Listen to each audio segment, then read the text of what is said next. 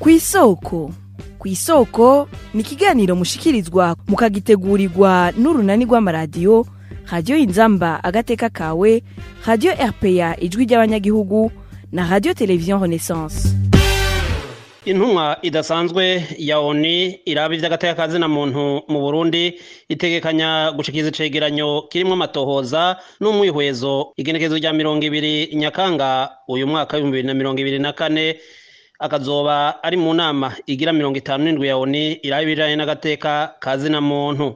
Ibijanye no kongera ikiringo iyo ntumwa ya ONU navyo nyene biri mu zokwigwa muri iyo nama mu gihe leta y'u Burundi ibandanya ihakana ibijanye n'ihonyangwa ry'agateka kazina muntu bibera mu gihugu. Noneho bahari akarusho kabaye muri uno mwaka. Ibibazo bihari vyoba ari ibihe?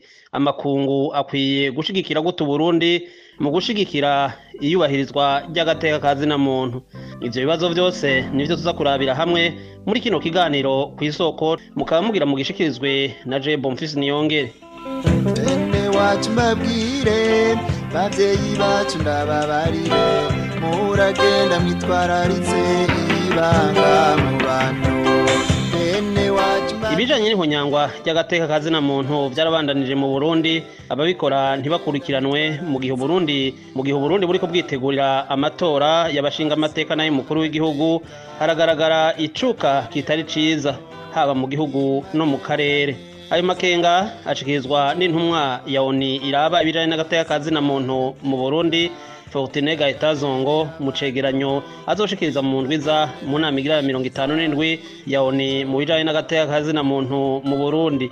Bimwe mu biri muri ico cegeranyo tubibwirwa na Emile Nibasumba. Kubw'umuhinga wa ONU ajejwe agateka kazina muntu mu Burundi, mu mezi 12 arangiye igihugu caranzwe no kubuza abanyagihugu kwisanzura mu gushikiriza ivyiyumviro, gutoteza abanyepolitike batavuga rumwe n'umugambwe uri ku butegetsi, abamenyesha makuru hamwe n'abaharanira agateka kazina muntu. Ibindi biteye impungenge umuhinga Fortune Gaitazongo no kudahana abahonyanza agateka kazina muntu vyabaye umugenzo, umutekano wabandanije uhungabana na cane aho hasubiriye kwibonekeza ibitero bigirwa n'umuhari witwaje ibigwanisho Red Tabara, hamwe no kongerekana kw'abanyuruzwa n'abafatirwa ubusa bagapfungwa. Ivyo vyunyuwe n'ubutunzi bugeze habi mu gihe amafaranga y'agaciro ataboneka, ifaranga ry'u Burundi rigata agaciro, hamwe n'amakori yiyongereye atuma ububasha bwo gusuma bw'umunyagihugu bugabanuka cane. Uwo muhinga wa ONU avuga ko ubukene mu gihugu bwarenze urugero rwa 50%. Abanyagihugu bahura n'ingorane nyinshi ku bwa Fortune Gaitazongo, ahagaruka ku ikena ry'igitoro, ikena ry'amazi n'ibindi vyankenegwa, hamwe n'icikagurika ry'umuyaga nkuba. Umuhinga wa ONU ajejwe agateka kazina muntu mu Burundi amenyesha ko ivyo vyose bigiye hamwe ari ibimenyetso vyerekana ko agateka kazina muntu gashobora kubandanya gahungabanywa no mu bihe vy'amatora yo mu 2025. Fortune Gaitazongo agahamagarira abategetsi b'u Burundi n'amakungu gukora ibishoboka vyose kugira ngo habeho gukinga ugutunganya ibiganiro hagati impande zishamiranye kugira ngo ntihaduke izindi ntureka. Muri iyo nama igira 57 ya ONU mu bijanye n'agateka kazina muntu hategekanijwe kwiga ikibazo cyo kongera canke kutongera ikiringo iyo ntumwa idasanzwe ya ONU ku Burundi, Fortune Gaitazongo. Ku bwa leta y'u Burundi iyo ntumwa nta kibanza ifise mu gihugu kuko ibijanye n'agateka kazina muntu vyubahirijwe. Mu nama yatunganijwe mu mpera z'ukwezi kwa gatatu ariko ntwarante kubaserukira ibihugu byabo mu Burundi n'amashirahamwe mpuzamakungu akorera mu Burundi, Albert Shingiro umushikiranganje w'imigenderanire yabasavye kuzasubira gutora ibijanye no kongera ikiringo intumwa idasanzwe ya ONU mu bijanye n'agateka kazina muntu mu Burundi. Mu bijanye n'agateka kazina muntu, leta y'u Burundi yarafashe intumbero yo kubahiriza agateka kazina muntu hamwe n'amasezerano mpuzamakungu ajanye n'ako gateka kazina muntu nyene.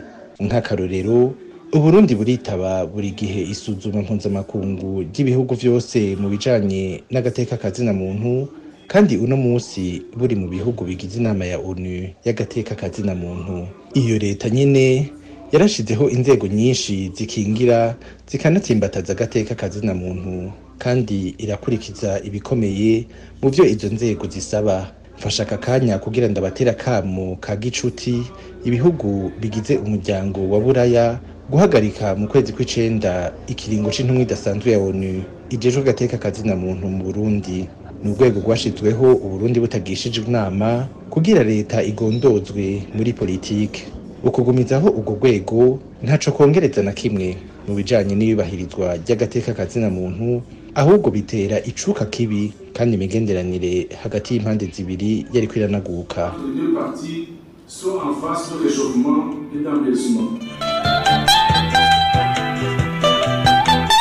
Kw'igenekerezo rya 29 Myandagaro umwaka w'2024 amashirahamwe 39 mpuzamakungu ayo mu gihugu no muri Afrika yarateye akamishirahamwe mpuzamakungu ni kugira intumwa idasanzwe ya ONU mu Burundi izokongerwe ikiringo. Ayo mashirahamwe abona ko ico kiringo ari ngirakamaro mu gihe himirije amatora y'umwaka wa 2025 n'ayo mu mwaka wa 2027. Kubwa Gervais bigira hajejwe imigambi mw'ishiramwe SOS Structure Burundi rimwe mu mashirahamwe 39 yateye akamo ishiramwe mpuzamakungu ni ngo intumwa idasanzwe ya ONU ku Burundi Fortune Gaitazongo afise uruhara runini ku gihugu nari gihunyangwa ry'agateka kazina muntu rikibandanya atacamira. Kuva mu mwaka 2015 mu Burundi buri mu bidasanzwe haba mu bijanye na politike canke umutekano aho hariho ihonyangwa y'atazira muntu rirenze urugero, aho hariho abantu bafatwa bataciye amategeko, abanyuruzwa, abicwa, eka hakaba rero no kubuza uburenganzira bw'azina muntu cyane cyane mu bintu byashikirije umugira amanama no kuja mu mashirahamwe ata gahato canke ata muntu abujijwe uburenganzira bwiwe. Rero uruhara rw'intumwa idasanzwe jeje kuraba nyine yataza mu tifashe mu Burundi ni ntangere mu bino bihe kubera afise akamaro kadasanzwe aho yerekana amabi ariko akorwa mu gihugu cy'u Burundi agatanga ivyegeranyo birimwo ibyo byose hamwe n'ibyemezo vyerekana yuko amabi yakozwe, akongera kandi akereka amakungu iriko mu gihugu cyane cyane mu gufasha ko hoba ibihinduka akaba gukingira umuntu, akongera kandi agatanga impanuro zotuma haba guhinduka cyane cyane gufasha kugira ngo habeho kubahiriza atazira muntu biciye mu kubahiriza amategeko. Rero uyu munsi kugira ngo iyo ntuma idasanzwe bakenewe yuko kimwe ciwe gisubirizwa kikongerezwa kubera uyu munsi ni igihe kidasanzwe aho kuco cegereje amatora katuzi yuko amatora mesosi yama jana n'amabi menshi. Bakenewe kandi yuko iyo guma afise ijisho ku Burundi kugira ngo aze arafasha cyane cyane ababahotewe, cyane cyane agafasha kugira ngo hahinduke inzego zimwe zimwe, kandi akaraba kandi byekeye nyene abapfungwa byifashe, kandi hariho kandi nyene uyu munsi hariho abamenyeshamakuru uyu munsi bariko baratebwa ubwoba bigatuma uyu munsi hadashobora kuboneka amakuru yizewe. Abamenyeshamakuru uyu munsi bamaze kubona yuko bari mu bwoba ntangere. Hariho kandi kijanye n'ingene umuntu umunsi adafise umwidegemvyo mu gushikiriza akari ku mutima cyane cyane muri korera mu gihugu. Rero leta ifise uruhare ntangere muri ayo mabi ho mu gihugu kubera uyu munsi abona yuko abantu bose bagizwe amabi bose badahanwa, kandi ugasanga uyu munsi ahubwo ko abantu baciye bahabwa amabanga yandi yisununuye haba mu bajejwe umutekano canke bajejwe izindi nzego zitandukanye. Fortune Gaitazongo akaba yagenywe kuba intumwa idasanzwe ya ONU mu bijanye n'agateka kazina muntu mu Burundi muri ndamukiza mu mwaka w'2022. Ikiringo kikaba kenshi ari c'imyaka 3. Bisigura ko azosozera ikiringo ciwe muri ndamukiza umwaka uza w'2025 kiretse yongewe ikindi kiringo n'inzego zibijejwe. Nino nkaha duciye dusozerera ikiganiro ku isoko mwariko mushikizwa na Bonfils Niyongere na Gahwana. Cari ikiganiro ku isoko.